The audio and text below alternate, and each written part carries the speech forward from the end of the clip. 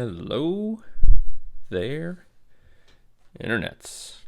Been a long time since you've heard me say that in a new video, because it's been a long time since I've done a video. But yeah, here we are, and you know how we like to get things started. So since I haven't done one of these in a while, and I don't really know what's been happening out there too much, you guys know how I start. If you don't know how I start, this is generally how I start.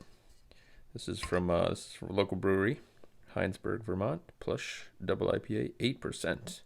So we're gonna get lifted today. Nice plain can, like these guys. I'm gonna put the timestamp below somewhere. So if you guys want to skip out, where's my head? There's my head. If you guys want to skip ahead, hopefully I'll remember to do that, because I've been told I ramble a little bit. This is nothing new for people that are familiar with the channel, but if you're newer to the scene and somehow stumble upon this, just know that that's what I do. All right, so we're already a minute in, and we just barely cracked the beer. That's just kind of how it goes, so look at that.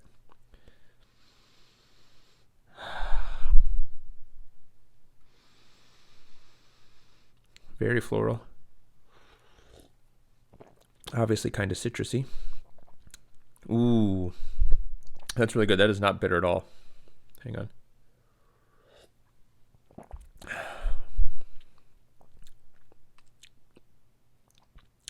Yeah, not bitter at all. Just delicious.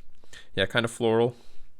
Little citrusy, not over the top with anything. Really balanced. A little, the alcohol comes through a little bit, but in a nice flavorful way, because it is 8%, so you can taste that in there. We'll put that on this side. All right, so we got to say big shout out to Tom. Obviously, you see what's in front of me, and you've seen the thumbnail. We're talking about an Unquiet Hands spinner, specifically the. Well, let's just bring it in so we can spin them while we're talking about it.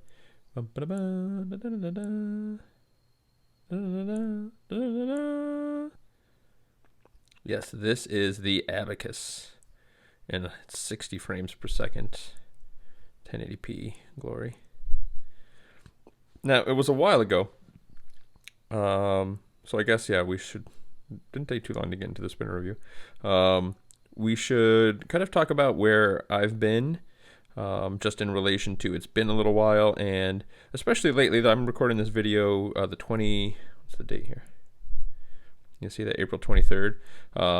You know, there's obviously all this, COVID, coronavirus stuff going on. People are panicking, and it's a bad thing out there, so I hope everybody's staying safe and being well. But I just haven't been around as much, partially because of that. I've had a lot of things going on in my life, so I haven't really gotten rid of, or gotten out of the spinners. I just haven't really been collecting anymore, and kind of am taking, over time, just more and more of a break, into the point where I've pretty much gotten off almost all social media. Just right now, I can't really handle it. Can't really hang. Well, look at that. We're sort of getting a warp, because I got all the lights going in here. Oh, looks like it's trying to catch up. So I just haven't been around. But back when I was around, this was probably, I don't know how long ago now, but that was a really long tangent to get into the fact that there was a survey to come up with some buttons for this, to choose the buttons. So there were these buttons, which are the Plateau Buttons, and then there were, I think it was coming with basically a version of the Echo Buttons. You can tell how much I spin this. I really need to brass black it. Ooh, so good. And I feel like there was a overwhelming majority of people that did not want these buttons. But look at how slick that is on there.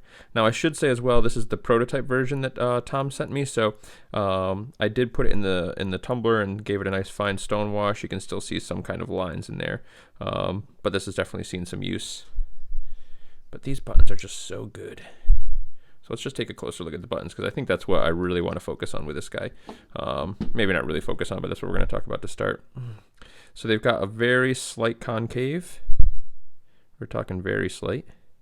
And you can see that fine stone wash in action. Excuse me. Really nice wide buttons, and then a very nice deep recessed little dish in there for them to sit in. I should say I'm currently running an FC Essentials HC4 in here. That's just a really nice bearing. It's the one I've gotten the best spin times with, but it's also pretty quiet and has relatively decent tolerances compared to the HC2 that you guys know that I love. But this is, yeah, just a fantastic little spinner with these buttons on there. I just love the looks of them. It's like a total worry stone kind of feel. So obviously the buttons spin, but they just, it feels good just to hold. And it's actually a pretty hefty little guy. I don't have my scale handy. But it surprised me at the weight just because it's like thick and solid, like, so it doesn't have like any cutouts and things like that. So it's probably close to the weight of that brass. Got to be heavier than this. Surprising. But there's just so much material that isn't cut away. It's just a chunk of metal. And that kind of gets me into the fidgeting aspect of this guy. So this spinner for me is, you can actually get pretty decent like preloaded flicks on it. Balance is amazing.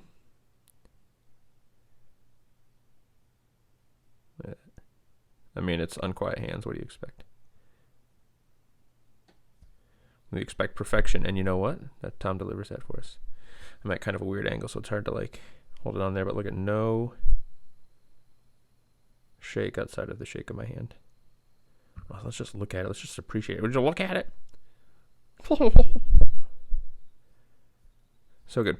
So I think the point I was trying to get to is you can get pretty good preloaded flicks, pretty good power flicks on it. I don't really, it doesn't push that well. I shouldn't say that well, but it's definitely not like for me what it's made for. And doing these sorts of like pulls, you can pull it, but not really what it's made for. For me, this is like the slow fidgeter. It's got that worry stone relaxing kind of vibe to it. Woo. And you can get it going pretty good even just with like a really light flick. And it spins for a while too. I put the, again, I've got the HC4s in here. And after spinning them for a little while, not giving it a full clean, I was still getting 7 minutes of spin time on here. And again, that's a pretty decent bearing, but for something comparable, those, I think with that bearing in the Ohana, I was getting about, I think I peaked at 24 minutes, but I was usually getting closer to like 18 to 20 minutes, I think, with this bearing. And then in the Triton, about 15 minutes. So being about half the speed of a Triton puts it kind of in the decent spin time category, pretty average, maybe a little on the high side. But again, it's just a solid chunk of metal, which is just a blast. But yeah, this is like just where it's at. So, but the Plateau Buttons, man, did I show you this? So this is kind of a soft surface, so it can, if you push on it, but it is completely capable of table spins. Obviously, that's how I did my spin time test. Look at it go. Let's just put it in the middle of the frame, make sure it doesn't bump into anything. But look at, the buttons, man, are where it's at with this guy. Look at it go. So, and I'm a fan of pretty much all the buttons. So, right, we got the Canopy Buttons here on my brass atrium with the golden eagle bearing, I'm almost positive. Look at it back there just humming along. Yeah, the golden eagle. And it is a fit, slip fit. You know, it does need glue, or they recommend glue.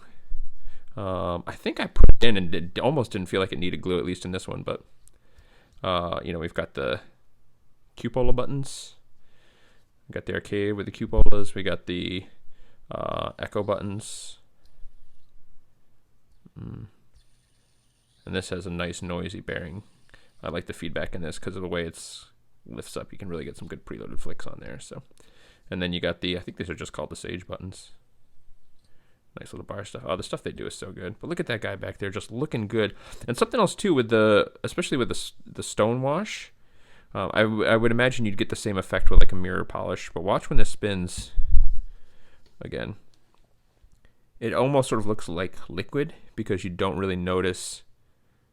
Just with the way it kind of attaches to the buttons, it doesn't really look like part of the middle is spinning, if that makes any sense. It just kind of looks like it's deforming around it. It's just a great little all-around little fidger. And it's pretty small, too. I don't have my... well, here's a Grave Raven, maybe for some comparison as well. So it's a little smaller than a Grave Raven, which is already pretty small, right? It's less than 3 fingers. My thumb is about from here to here. If I do this, is about an inch. So you're talking about an inch square. Oh, just a great little spinner. Just a great little spinner. So anyway, yeah, these buttons are the jam. That's I think what I wanted to say more than anything. And I think we're just kind of rambling and tangenting now. So now that we've kind of gotten most of the spinner stuff out of the way, I just wanted to say I hope everybody out there is doing good. Hope the audio came out good as well. I picked up a new mic and then never ended up using it. But I've got a really nice microphone set up. Hopefully it's picking up my dulcet tones very, very well. Look at this guy. Can you hear the train? It's actually pretty good. It's a directional mic as well, so I can hear a train outside. It's not super loud, but I probably won't pick it up. You guys probably won't hear it. Oh no, it's not a train. It's a plane. It's a bird. It's a plane. It's a train. It's Super Spinner. It's the Abacus to the rescue. I might have called this the atrium a couple of times, and I'm sorry, it's just because the atriums are sitting here. But yeah, this is the Abacus with the Plateau buttons. Got to get yourself some, man. These Plateau buttons are pretty big. They're not going to fit on a ton of stuff. That's probably a question that a lot of people are going to ask.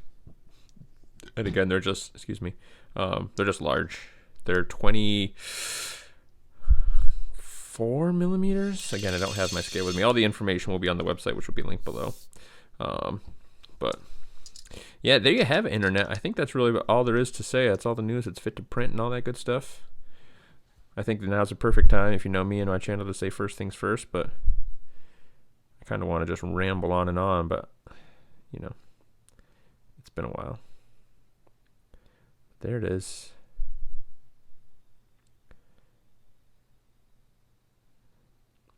The Abacus featuring Plateau buttons. Look at that. Look at that. We're getting at a nice angle, too, without it slipping off my fingers. Woo! That's actually kind of cool. All right there, internet. I know you haven't heard me say it in a while, but I still want to let you know. Kisses.